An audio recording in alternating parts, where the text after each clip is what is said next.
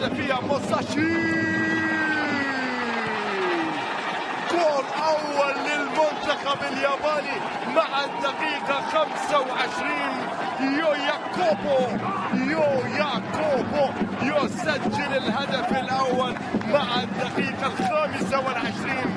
عرضية سوزوكي، تأتي العرضية بشكل سليم. شوف هنا، شوف حصل الكرة صح حصلها موساشي سوزوكي، مر عدى وصل هنا بعرضية. شوف الكرة ملعوبة حلوة، هذه فرصة تعديل، ممكن جول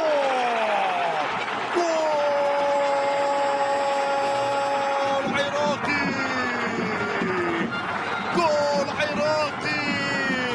العراقي يعدل، سعد ناطق يسجل هدف التعديل.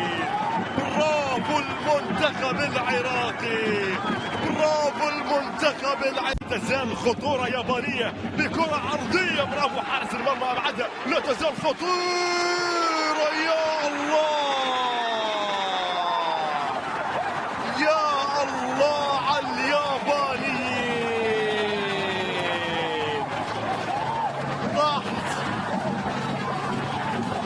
راحت الفرصة الأولى لليابانيين في الدقيقة الثالثة. اليابانيين باتخاذ الإجراءات التالية: سبسكرايب، لايك، كومنت، فيفورت.